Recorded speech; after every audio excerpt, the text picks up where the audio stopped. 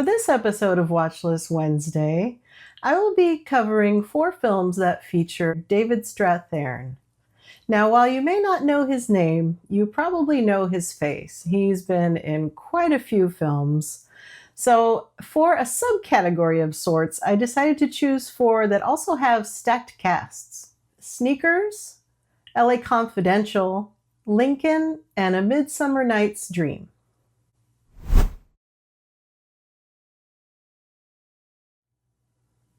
Sneakers is what I would call a caper type of film. In the letterboxd categories, it has it under crime, comedy, and drama, which is pretty accurate. Sneakers was directed by Phil Alden Robinson and was rated PG-13. Sneakers features an impressively assembled cast, including Robert Redford, Sidney Poitier, Dan Aykroyd, River Phoenix, the aforementioned David Strathairn, Mary McDonnell, and Ben Kingsley. The cast was the main reason I've been wanting to see this film, and I'm really happy I finally got around to it. Now, I could have sworn I saw this movie back in the 90s when it came out, but when I watched it now, nothing seemed familiar. So either my memory has gotten worse than I realized, or I was incorrect and I had not seen it. Either way, it was new to me. The story follows Martin Bishop, who's played by Robert Redford, who leads a team of security experts in San Francisco. The team specializes in testing and improving security systems by basically conducting authorized break-ins.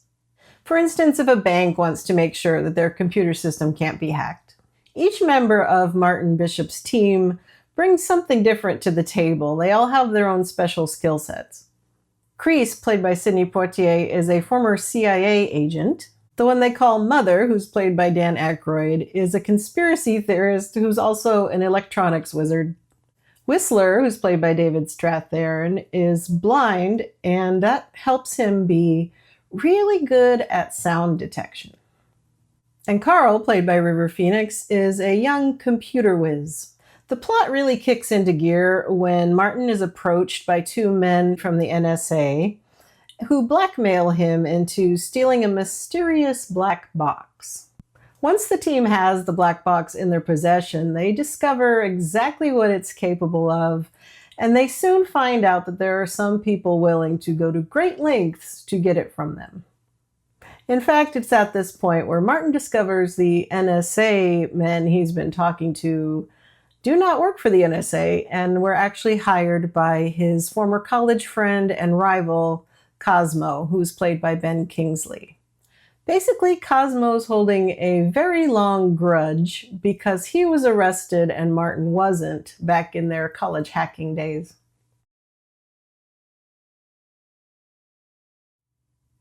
As for what I liked, I would say generically the cast.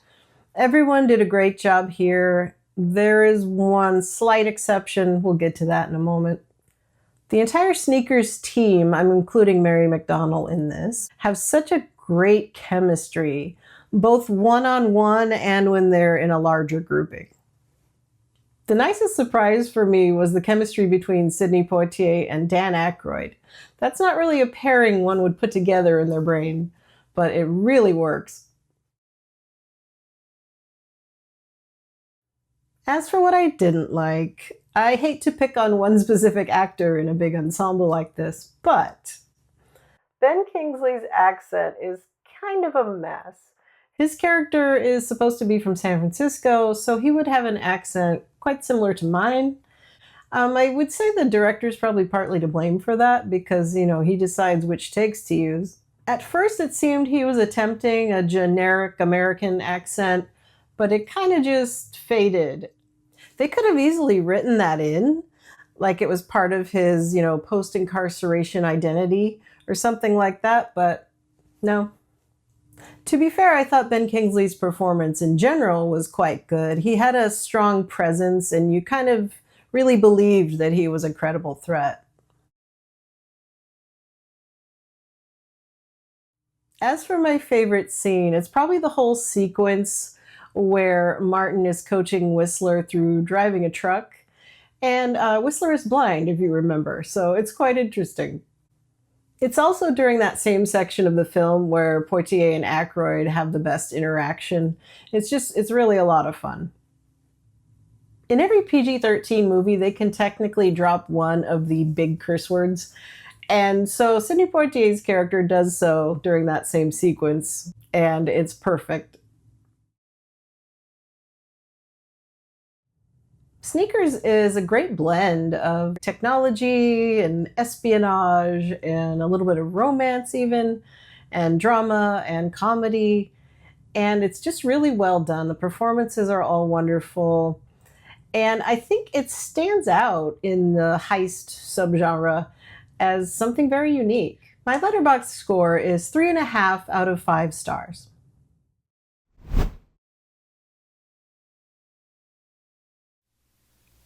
LA Confidential is a neo-noir crime drama. It's set in 1950s Los Angeles, and it's based on the novel by James Ellroy. The film was released in 1997. It was directed by Curtis Hanson, and it's rated R. The story follows 3 main characters. Ed Exley, who's played by Guy Pearce, who is a young, very principled detective who's kind of chasing after the legacy of his father, who was also a detective. He's very committed to upholding justice, even if it means alienating his colleagues in the process. Next, we have Bud White, who's played by Russell Crowe. He's a very hot-tempered officer, to say the least. He crosses over into brutality, but it's usually in defense of people who are being abused, mainly women. And so we're kind of seeing that his intentions are noble, even if his methods aren't quite on the up and up. Lastly, we have Jack Vincennes, who's played by Kevin Spacey.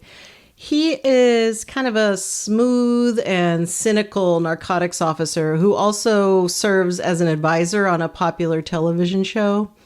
And that latter part, it kind of gets to his head a little bit, so he really likes the attention that brings. The main plot centers around a mass murder at a coffee shop called the Night Owl. As Exley, White, and Vincennes investigate this crime, it exposes a lot of corruption within the LAPD. It exposes the underbelly of Los Angeles, and they get a lot more than they bargained for. They find out there's, this web of lies and betrayal and violence, and it's sort of world-rocking. Wow, this is one of those movies where the minute it ends, you kind of want to just start it over and watch it again. I haven't done so yet because I've been preoccupied with the other films I'm doing for this episode, but I will as soon as I can because it made quite an impact on me and I kind of want to watch it all unfold again. The performances are all great here, but the one who stood out to me most is Guy Pearce. I don't have a ton of experience with him yet, but the things I've seen him in, he's been very impressive. I also really enjoyed James Cromwell's performance because I'm used to him being Farmer Hoggett from Babe, and this character was just so opposite of that personality, and it's great to see him be that versatile. Obviously, I mainly watched this because of David Strathairn. He was amazing here, captivating as always. I was disappointed he didn't get more screen time, but I understand that his character kind of served his purpose and they moved on from him. Danny DeVito was also a highlight for me, but isn't he always? Another thing I liked about this film is the overall look of it. The lighting in particular, light and shadow are used very well here. There's a shot that I especially loved where there is light streaming through bullet holes in a wall. And it's just such a darkly beautiful image. And it was really, really well shot. As for what I didn't like, I felt like Kim Basinger's character was a little derivative. But then again, she kind of was meant to be, I think. I think she was inspired by a lot of the, femme fatale types from noir films. I think she did a great job with what she was given. In fact, she won a Best Supporting Actress Oscar for this film. To be fair, for a film set in the 50s, there's not going to be a whole lot of equality going on. My favorite part of this film is Rollo Tomasi. It's a series of 3 scenes that all tie together using that name. It is so well done, and I just love the way it plays out. So overall, I'd say LA Confidential is the kind of film that is still going to resonate with people regardless of era. And it blends the classic film noir style with a more modern sensibility. Well, modern in 1997 anyway. The film delves into the concept of moral ambiguity and basically shows that, power can corrupt anyone, even people who have really noble intentions to start with. LA Confidential was nominated for 9 Academy Awards and took home 2. One for Kim Basinger for Best Supporting Actress, as I mentioned earlier, and one for Best Adapted Screenplay for Curtis Hanson and Brian Hedgeland. Unfortunately, this was the year of Titanic, so it was kind of hard for any other film to win that year. My Letterboxd score is 4.5 out of 5 stars.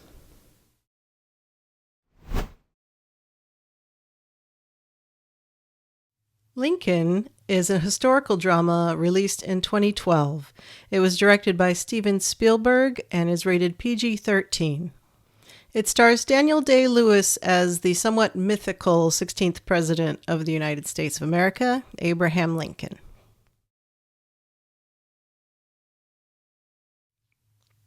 Lincoln is not a biopic in the traditional sense. We don't see Lincoln growing up or anything like that.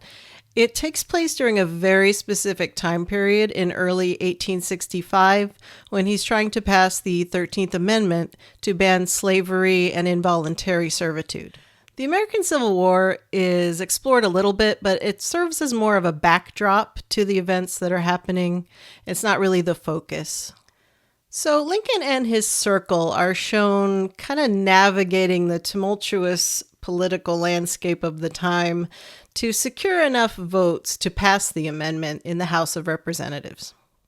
Now, when I'm telling you all this, you may say, well, that sounds dull, but for some reason, it is very interesting. Some of the actions that are required of them to secure said votes are possibly in an ethical gray area, but I suppose with so much on the line, the end justifies the means.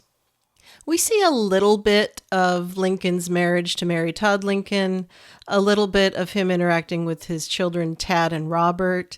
There's an exploration of their son who passed away, who I believe was named Willie. And so we get a little bit of the human side of Lincoln, which was very useful for me personally because I don't really, know him that way. I just know him as, this icon of U.S. history, and you don't really learn about the man too often. So that was really refreshing. Showing the human side of Lincoln was likely Spielberg's goal, and I noticed in a lot of his films he seeks to do that, to humanize, larger than life type characters and events. Of course, I watched Lincoln to see David Strathairn, and I was thrilled that he was such a featured player because the cast of this film is absolutely massive. It's a sea of those character actors where you go, oh, it's that guy, it's that guy, it's that guy from that thing, and it's just everyone. And so I was very happy that I think he was actually third billed in the credits at the end. So I thought David Strathairn's portrayal of Seward was very nuanced, and, he pulled back when he needed to. He was passionate when he needed to be. And I'm actually kind of surprised that they campaigned for Tommy Lee Jones for supporting actor instead of him, but maybe I'm a bit biased in that regard. What I liked. As I mentioned, the huge ensemble cast was really entertaining. Every few seconds you'd see somebody you recognize from other things, and it was really cool. And of course, Daniel Day-Lewis was astounding as Lincoln. There were times when I completely forgot who was playing him. And there were actually times I forgot he was being played by an actor at all. It kind of felt like you were seeing Lincoln on the screen, and it was a pretty cool experience. And as I mentioned, I really enjoyed David Strathairn's performance, as I usually do. And somebody I was really surprised by was Gulliver McGrath, who plays the young Tad Lincoln. Steven Spielberg has a knack for finding talented child actors and getting amazing performances out of them. So I shouldn't have been so surprised, but he was just fantastic. He was comic relief some of the time. He was heartbreaking some of the time, and it was just such a wonderful character.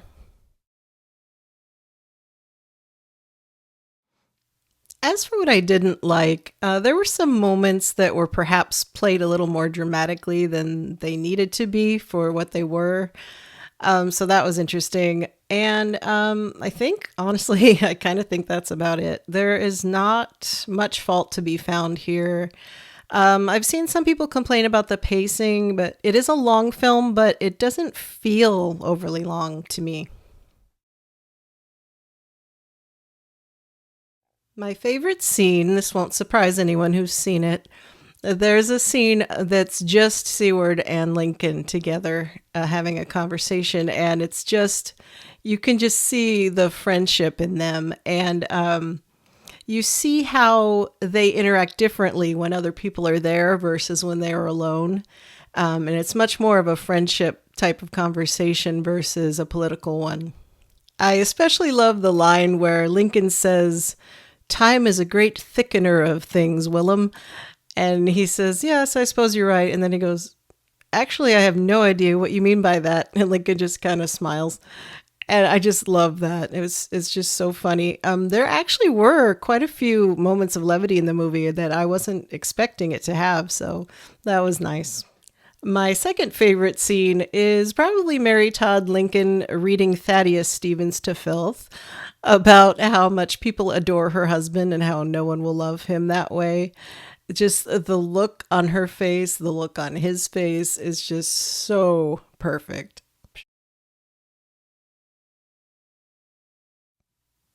Overall, I would say Lincoln is a powerful and thought-provoking film that captures a very important moment in American history. And a lot of us, well, I'll speak for myself, I don't know too much about history. So seeing things like this that entertain me while teaching me something, that's always fun. Lincoln was nominated for 12 Academy Awards, but it only took home 2. One for Best Actor for Daniel Day-Lewis, and one for Best Achievement in Production Design. My Letterboxd score is 4 out of 5 stars.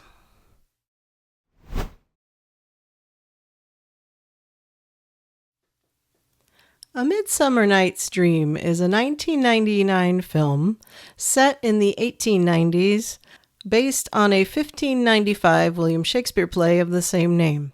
The movie is a blend of comedy, romance, and fantasy. It was directed by Michael Hoffman and was rated PG-13.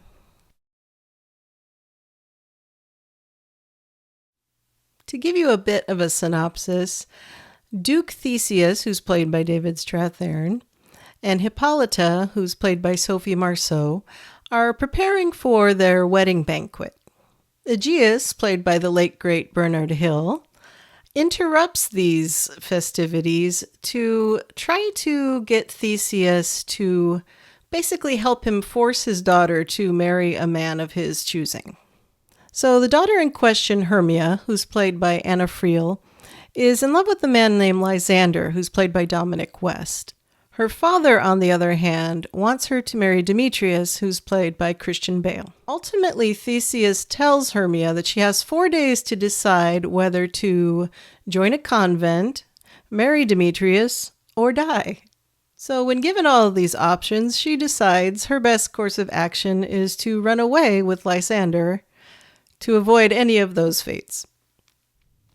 So the fleeing couple tell their friend Helena, played by Callista Flockhart, of their plans, and she is trying to get the attention of Demetrius, who is the man Hermia is being forced to marry.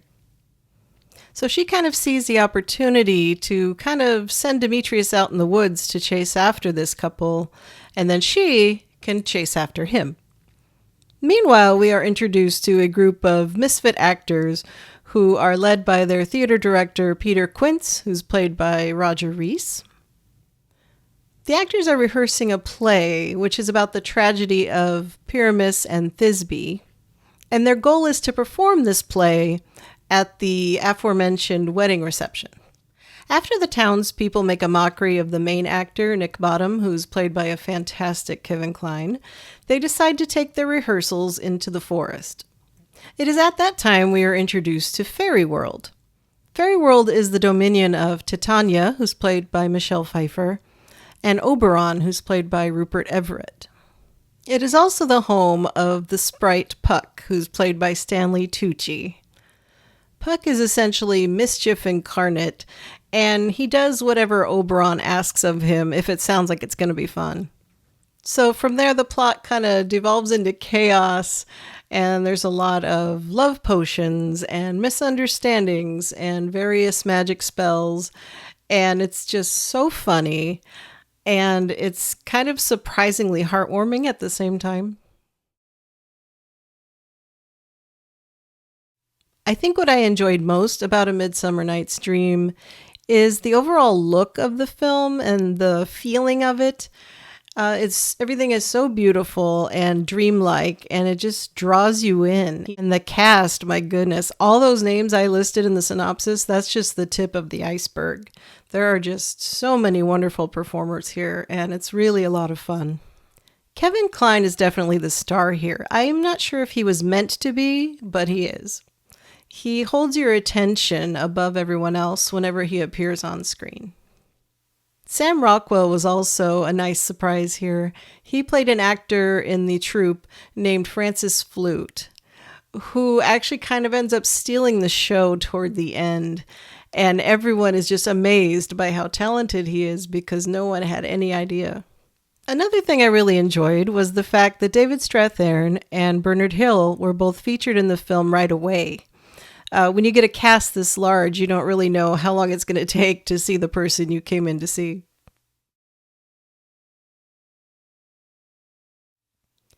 As for what I didn't like, there were some moments where you could tell that they were meant to be more ridiculous and funny, but they were played a little too serious.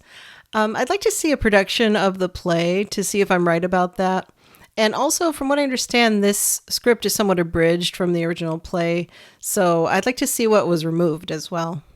There are also a ton of short jokes that are kind of aimed at Helena, and they don't really land because she and the actress playing Hermia are the same height.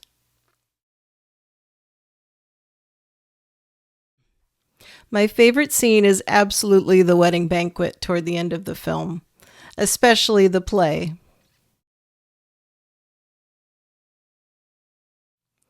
So overall, A Midsummer Night's Dream is really a lot of fun, and I would recommend it to just about anyone, especially if you're into fantasy or romance or comedy or all of the above. It has its shortcomings, sure, but overall it's a good time. My Letterboxd score is 3.5 out of 5 stars. Thank you for joining me for this Watchlist Wednesday episode dedicated to David Strathairn. It's possible I'll have another one down the line because he's quickly becoming a favorite actor of mine, and there's a lot of his films I still haven't seen. A little side note, I probably won't have a Watchlist Wednesday episode in December because it's such a chaotic month and I'm not going to have enough free time to devote to it.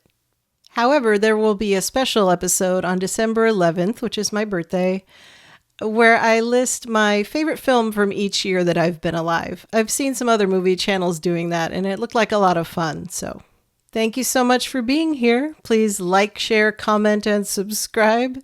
And hit that notification bell if you do subscribe so you will be notified when I upload new content. Take care, and I hope to see you again. Bye-bye.